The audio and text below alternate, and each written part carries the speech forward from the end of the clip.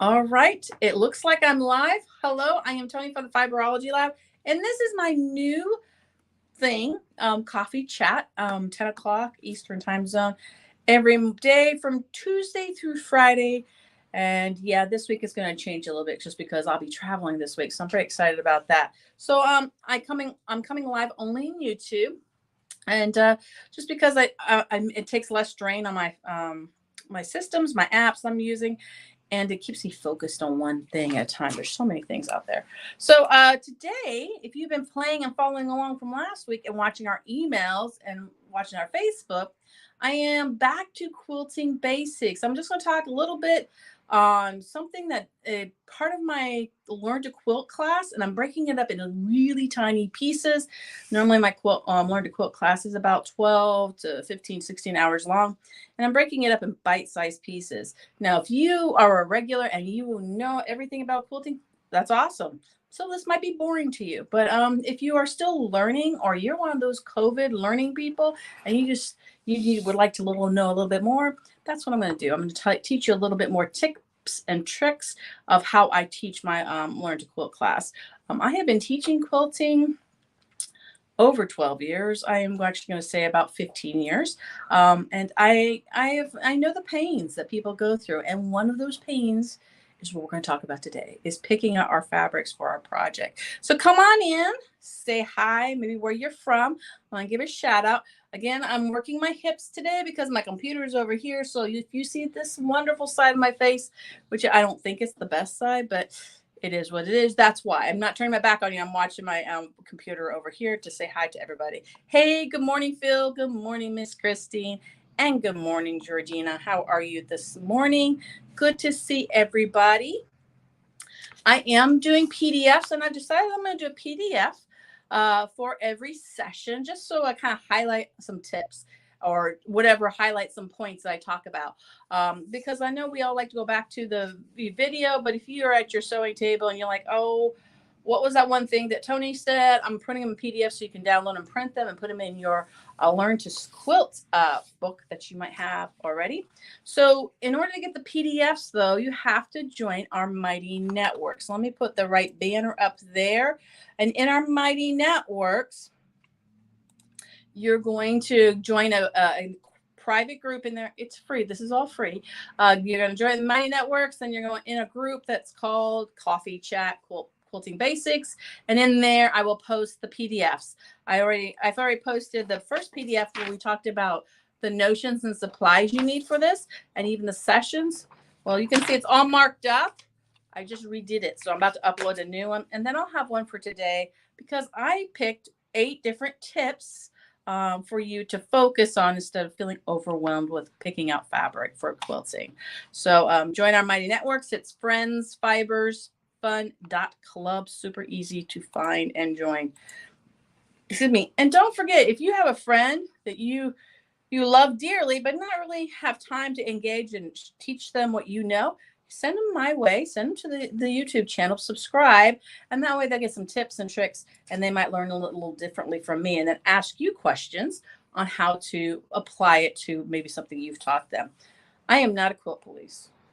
There's 20 ways to do everything. And even in color picking, there's so many different ways, and we all see the world differently. We all hear differently. We all learn differently. So my way is not the be all end all way. My way is just how it works for me and how I'm able to help share it with others so they can really be successful in their quilting and enjoy the process. I mean, this is a hobby.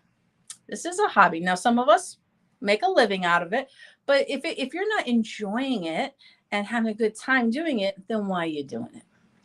Right, right. So, we can never know everything about quilting. That is true, Phil. I am always learning. I am so excited to go to Quilt Market this weekend. I'm going to learn more from my friends. I'm going to get to see my shop owner friends, people I talk about all the time. I talk about Bev, Marcia. Jen from Little Stitches is not going. She's got a track meet this week, but it's okay. But I will see quite a few other people. Lynetta, I mean, I've got to see all sorts of people. I'm rooming with a bunch of people, so it's going to be fun. So I'm going to learn too. That's the point, though. I learn as well, and I learn a lot from you, giving me feedback on how you might do something differently than I do. It is coffee chat, so I do have coffee in my cup. though it's a little cold. I like iced coffee. I don't like cold coffee. Maybe I should go microwave it real quick. So what we're going to do today, I did bring the squirrel paddle. I found him, and I was really excited because when I teach coloring, I actually encourage two different books and a coloring journal. My coloring class, my learning more about color is a full class within itself. So I'm only going to do high level pieces here during this. I'm not going to give you a college course on color and why you should pick what you should pick and how you should pick it. But there's some books I recommend. I can't find my books. We're still unpacking. So unpacking, guess what? I found this squirrel today. So I thought that was kind of fun. This is the original squirrel that started it all. Anytime I have a squirrel moment, I throw that up. I haven't done that in a long time because I'm normally surrounded by squirrels. So today, let's go ahead and get going with some tips about how to pick out fabric. And again, our focus is to pick out fabric for our quilt. This is the quilt we're going to make, and you can look at it. I have a focus fabric for a border, and I have a dark inner border, and that is also my binding. And then I have 3 fabrics in the middle. And we're going to talk about what you need to pick. So you should already have a focus fabric that you pulled from your stash. You only need 1.25 yards. And when we talk about all the rest of the fabrics, safely you need 3/4 yard. Be honest with you, you only probably need half, but I encourage you to have a little bit more. Just again, you're learning and you might make mistakes, and better have a little more than not have enough. So I would recommend 3/4 yard for 4 other fabrics. We're going to have this dark inner border or light inner border, whatever you want, and three fabrics, which I'll talk about here in a minute. So let's go through some tips. And don't hesitate if you have questions. I am looking back and forth, so just go ahead and pop them in the comments below, and I will get to those. But let's start with tip number 1. Tip number 1, shop at your local quilt shop. And I can't encourage it enough. There's some areas might not have it. I get that. I understand that. But for those who do have one, support them. And guess what? They're experts on color. So I'm going to teach you ways to cheat, how to pick out your fabrics, because it makes it a lot easier. Because picking out fabrics, color fabrics, and cutting are the most stressful part of a newbie. So don't take that stress out of your way. Go someplace. I'm thinking of Cheers in the back of my head, where they're comfortable with fabric, other color. You tell them what you want, especially if you have a focused fabric picked out. That helps a lot too. Go visit them. They'll pull out all sorts of stuff, and then you'll help get picked out a fabric. So that's the first tip I would recommend. The second tip is pick fabrics from the same line. I'm going to turn my camera down so you can see what fabrics I have.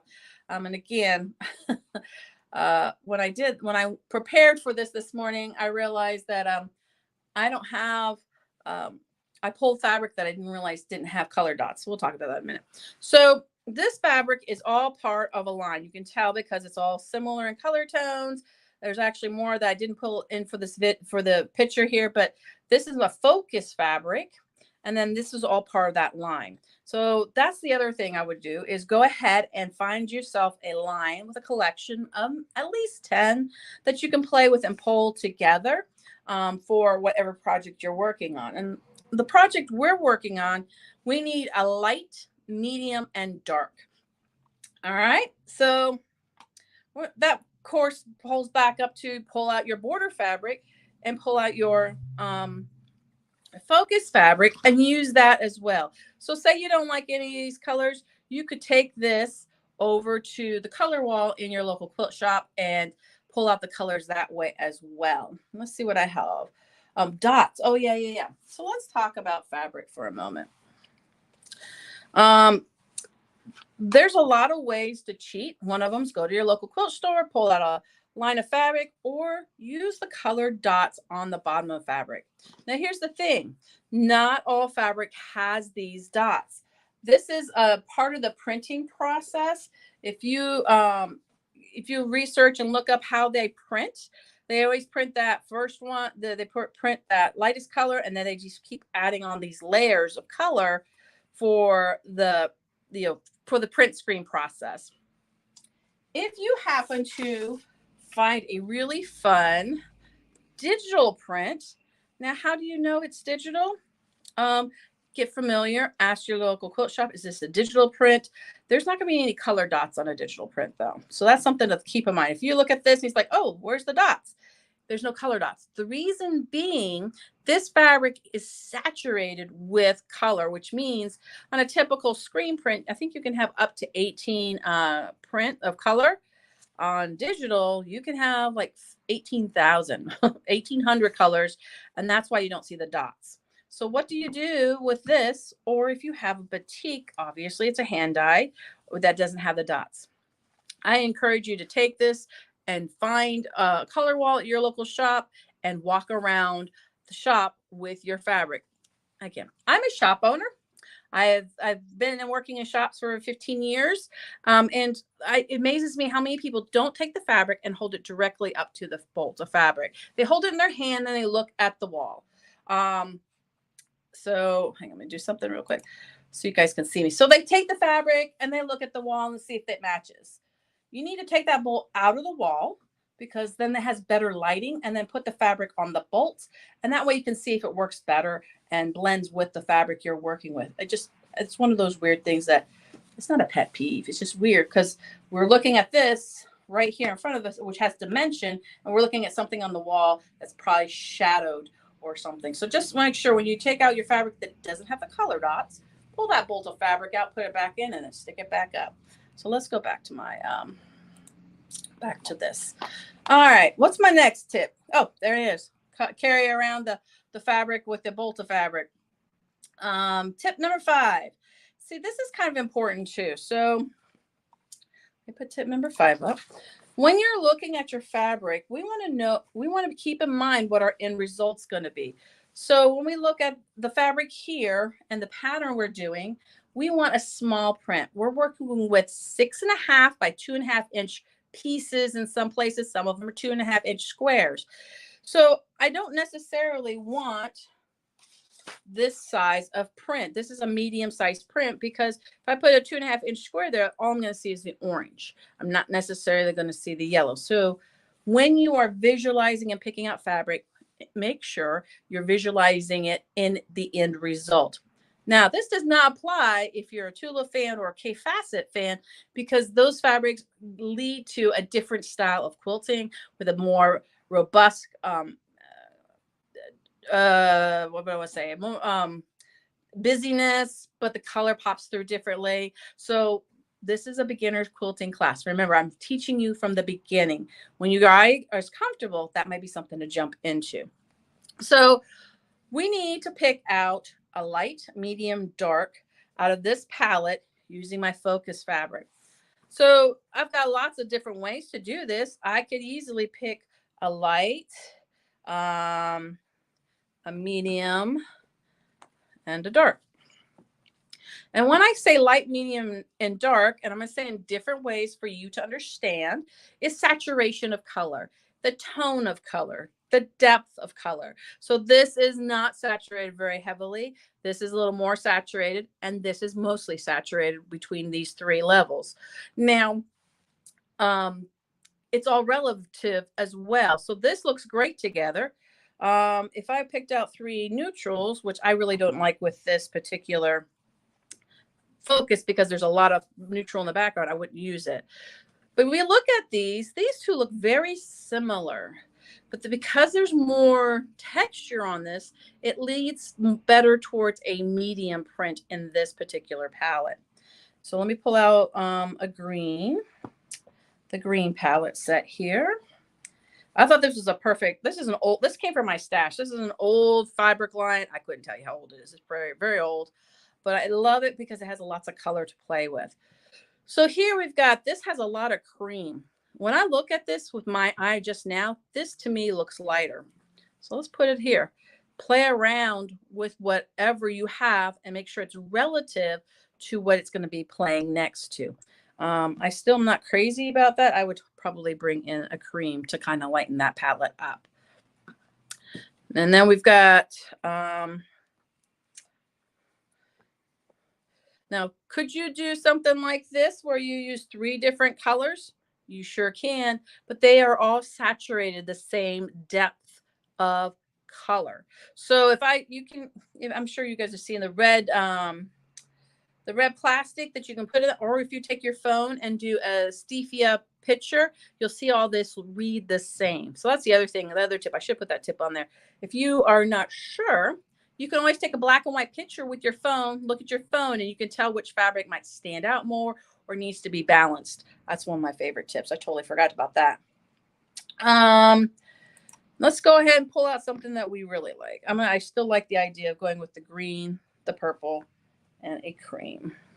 So this would be a perfect palette for our project that we are working on. So my next tip is ideally pick fabric in natural or bright lighting. Now, hopefully your local store has natural lighting or bright lighting in their store. Some don't, just because they might be in an older building. Then don't be afraid to ask the associate, can I walk outside and look at this in the natural light? Don't be afraid. They're here to help you. They want you to be successful as much as I do. So go ahead and ask that element. And the other thing is, if you know the end project is going to be laying on a bed that's in a dark room, you don't have to worry too much about that natural lighting. But quilts don't always stay in one room. So just something else to keep in mind. One thing I have learned over and over and over in helping people pick out fabric is they always go back to their first choice. And you don't realize it. I think it's a confidence thing. With fabric, you dress yourself every day. You have your home decorated. You know how to do your garden so it looks pretty and all in the right colors. So you already have a concept of color, and it's just building that confidence muscle and how to do it. So normally when you walk in with your focus fabric, you pick 3 just to try them out. You end up going back to them. I've seen it over and over and over again. But just something to think about. Don't leave out your first choice because you thought you found something better. And my last tip is practice, practice, practice. The more you play with color, the more you're into the fabrics, it becomes easier. It becomes easier. And even if you're still comfortable just walking into your quilt store and say, hey, just pick me out something. This is the color palette I want. It still will become easier for you to say yes or no to certain selections they pull for you. I really think the best tool for you to build on a color palette for a quilt is to have that focus piece. Even if you don't use the focus piece in your quilt, because this will give you a starting point of the colors that you're working with. Most of the time we do quilts and stuff for other people. So you know what their favorite color is, or even tell them or ask them, hand me a picture with your colors in it and let me work off of that. So if I could give you one learning tip that will help you get confident in picking out color and fabric, is to find that focus fabric and build from that. So let me see what questions and stuff people have sent. Christine says 3/4 of a yard gives you enough room for boo-boos. You betcha. We need that extra space. Even if we are experienced quilters, trust me, I always get extra.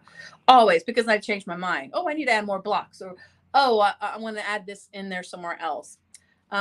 Christine says, using your camera on your phone, taking a picture and then changing it black or white helps identify how palette works together. Bingo, Christine. That's exactly what I said. So just taking a black and white picture off your phone, you can look, especially when you're laying out a quilt. If you've got all these different colored blocks laying out a quilt, using your phone black and white feature helps you to tell where the dark spots might be and shift some of those blocks around. The color changes in natural light sometimes. Yep, it does change. It changes a lot. But again, if you know it's going to be in somebody's home that doesn't have a lot of natural light or has a lot more yellow or warm lighting, you don't want something that's going to be so dark that it doesn't show its beauty in the quilt. Something to think about. We forget to look at fabric, how it's going to be used, where it's going to be used, and the size of the print. So again, as beginners, I encourage you to look at or think about, visualize how that print error is going to be used in your final pattern. What are your thoughts for color for binding? Ooh, that's a good one, Miss Phil. I I don't like white binding, and I don't like light color binding, because binding is the edge of your quilt is the most touched spot on the quilt. So it's going to get dirty and it gets replaced. So that's the other thing. I encourage a solid, because if you have to replace it over time, at least you can find another color to match it solid wise. But I do tend to use fabrics that are in the inside of my quilts. So yeah, I like dark bindings, medium to dark bindings. And that's my reason why. And I'll talk about different ways to do bindings when we get to that point. That'll be later on though. Depends on the backing of the quilt and the top. Christine, I don't really worry about that too much.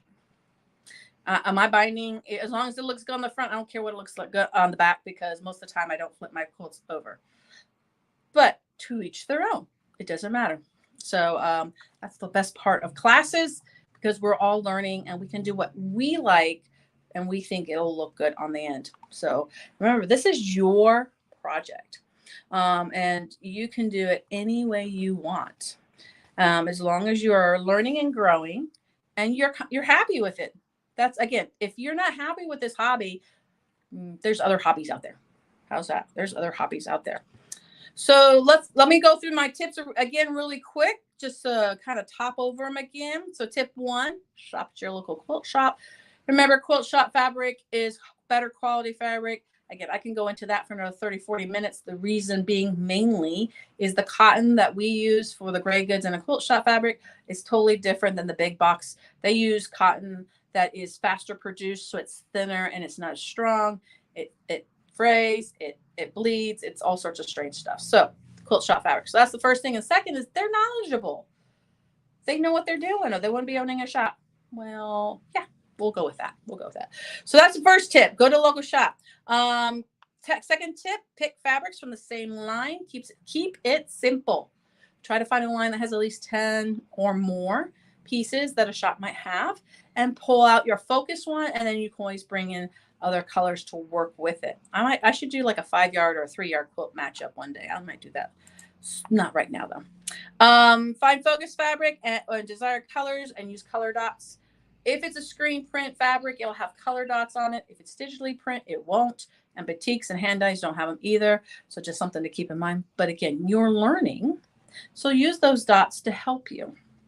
Tip number 4, carry the fabric around the local shop and match against the color of wall. So take that piece of fabric, put it up on that color wall, pull that bolt out of the wall, and lay it on top to see it match. If you look at it against the wall, you're probably going to be surprised when you get home and start cutting and putting it together, because it is a difference.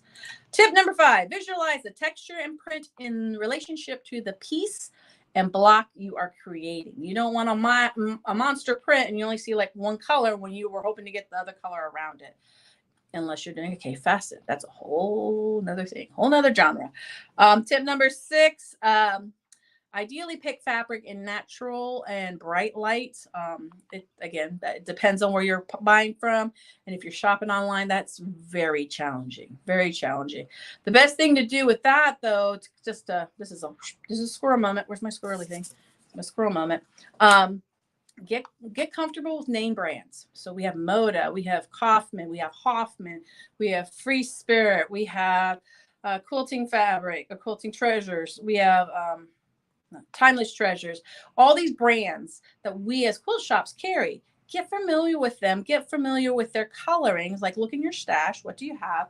And so when you do order online, you already know what the quality is going to feel like and what the color will most likely be like. Like Moda has an undertoned cream color to most of their fabrics. So does Riley Blake. But I like bright stuff. So I love Robert Kaufman. I love Free Spirit. So things to think about as you're shopping online. And you always buy a little bit and then get it in and then buy more when you can later. I'll talk about quilting terminology tomorrow and how to actually shop for fabric tomorrow. Tip number 7, go back to your instinctive first choice, because 90% of the time, I've done this for so long, I see it over and over. We don't always. I can't say always. I can't say 100%.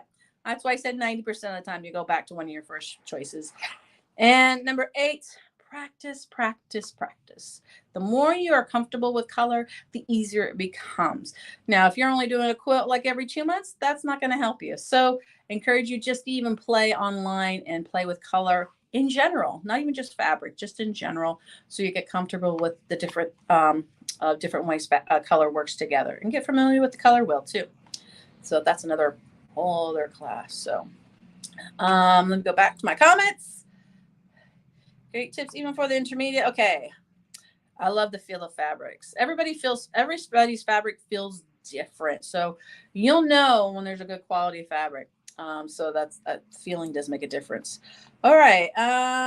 Did I miss any questions? Excellent. So if you have any other questions, don't be afraid. Just leave them in the bottom of the comments here in the YouTube video. I will definitely get back to you. I am going to update a new PDF and stick it in our Mighty Networks group under the Coffee Chat Quilting Basics. Tomorrow we're going to talk about quilting terminology. We are the lab, so I have to have something with ology in it. So terminology will be tomorrow. And I'm also going to talk a little bit more about how to shop for fabric, because in terminology, I'm going to talk about fat quarters, width of fabric, length of fabric, strips, charms, layers, lots of fun stuff tomorrow. So if you have any questions, just leave them. Once you start picking out fabrics for our beginner quilt. So if you've already got the focus fabric, pull that out and find 3 fabrics that will work. And if you notice on mine, they are batiks and they are solids, except for this one print, but it reads as a brownish green. So that's mine. My goal was to make this teal, to pull out the teal in this. And if you look at, this is an old K facet. This has that exact color there. So something to think about. Pull out your fabric, share them in the Coffee Chat group. I love to see some inspiration, and you'll inspire others. That's one of the things that's hard for me to remember, is that I don't like sharing my stuff because I feel it's kind of boastful. That's not kind of who I am. But something I've learned is that you and I get inspired. When I see other people's projects, it just inspires me. It makes me want to do more and play with more stuff, and give me ideas and concepts. I forget that I need to do that as well to you. So encourage you to do the same. Don't be boastful. Just share so you can inspire somebody else. Or if you need help with coloring, post it in that Mighty Networks group, and I'll definitely get back to you and help you with that. So, okay. That is our coffee chat for today. I will be back tomorrow with quilting terminology. And in the meantime, you just, join the Mighty's Networks, ask questions, and I'll reach out. That's it. That's it. I got to find a way to close this. Wrap it all up. I'm wrapping it up right now, and I'll see you back here tomorrow at 10 a.m. Eastern. Remember, we are friends, fibers, and fun.